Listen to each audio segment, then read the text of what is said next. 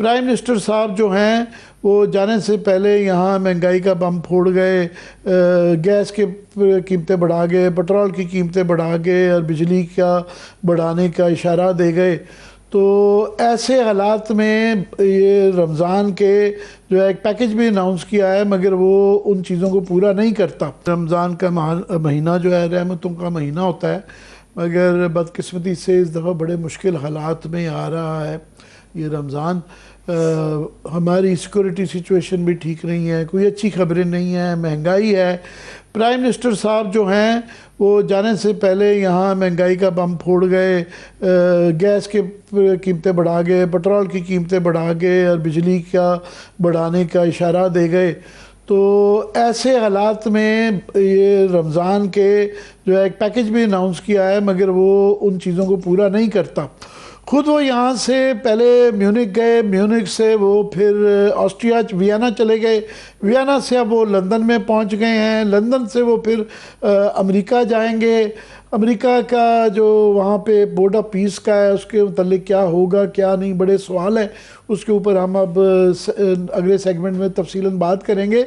वहाँ से वापसी पे फिर वो लंदन जाएंगे। तो ये जहाज़ ख़रीदे जा रहे हैं, सैरें चल रही हैं, सपाटे चल रही हैं, और मुल्क के अंदर जो है ना कोई ऐसे हालात नहीं हैं कि इतने सैर सपाटे को जस्टिफाई कर सकें। अब आ जाते हैं कि ये 5 रोज़ तकरीबन जो है ना ये मसला रहा, और केपी जो है वो तकरीबन पाकिस्तान से कटा हुआ था कि तमाम रास्ते उसके तकरीबन ज़्यादातर जो है बंद थे। गिलगित बल्तिस्तान का वाक़या इलाका बंद था, कश्मीर की रुकावटें वहाँ भी मौजूद थी, बॉर्डर के वहाँ पे रसद सप्लाई, फूड सप्लाईज़ सब कुछ बंद था। और अभी नहीं पता कि उसका जो आपका सवाल है कि उसका रिज़ल्ट क्या निकला, ये अभी क्लियर नहीं है कि क्या ये अब मामला ख़त्म हो गया है, टल गया है या लेट है। अब ये जो सुहेल आफरीदी साहब ने आज जो इब्तिदाई में दिखाया कि जनाब ये उनके ऊपर प्रेशर था, क्योंकि जो उनका वर्कर है वो बहुत ज़्यादा, उसकी डिमांड उम्मीदें बहुत ज़्यादा हैं।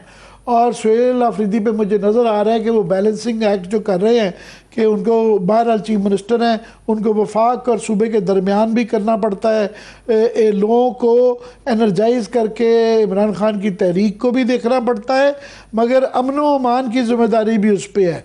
तो आज उन्होंने देखा है कि पहले वो जो बैलेंसिंग एक्ट वफाक की तरफ कर रहे थे, अभी आज उन्होंने उसका बिल्कुल थोड़ा सा यू टर्न लिया है, रिवर्स मारा है, और उन्होंने कहा है कि ये जो उंगली टेढ़ी उंगलियों से ये घी निकालना पड़ेगा और सड़क फोर्स बनाएंगे।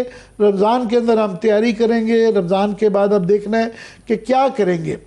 इन द मीन टाइम जो है रमज़ान के अंदर जो है राना सनाउल्लाह साहब ने क्लियरली वो भी सुनवाया, आपने कह दिया कि कोई डील नहीं है, इमरान खान कोई डील करने के लिए तैयार भी नहीं है। ये तो वो खैर ख़बर नहीं है, पहले भी इमरान खान यही कहते रहे हैं कि उनकी अपनी जो है हुकूमत की कंडीशन के ऊपर नहीं वो चलेंगे, अगर वो को उनकी टर्म्स उनकी अपनी होंगी। तो इस दौरान में ये अभी क्लियर नहीं है कि ये पीटीआई जो है कितनी मुतहद रहेगी। अली मीम गंडापुर साहब एक्टिव होकर उनकी तरफ से बिल्कुल डिफरेंट बयानात आ रहे हैं, दूसरे धड़ों की तरफ से मुख्तलिफ आ रहे हैं। इस दौरान में इमरान खान की आंखों का क्या बनेगा, क्या ये क्योंकि अब जो मामला टल गया है तो इस दौरान में उनको जो पीटीआई की डिमांड है कि उनके ख़ानदान के साथ की निगरानी में उनके ज़ाती मुआलिज की इंस्पेक्शन करवाई जाए ताकि उनकी तसल्ली और तशफ़ी हो। हुकूमत कह रही है कि जनाब हमारे जो डॉक्टरों ने देखा है तो उनकी आँख नज़र बेहतर है, मगर उनका ख़ानदान नहीं मान रहा और वो यहाँ तक कह रहे हैं कि उनकी जान को ख़तरा है। सो ये कभी मामला लटका हुआ है। सो ये रमज़ान आप ये कह सकते हैं कि ये खुशियों का महीना, रहमतों का महीना है, मगर इसके अंदर काफ़ी कोई ये मुश्किलात नज़र आ रही हैं।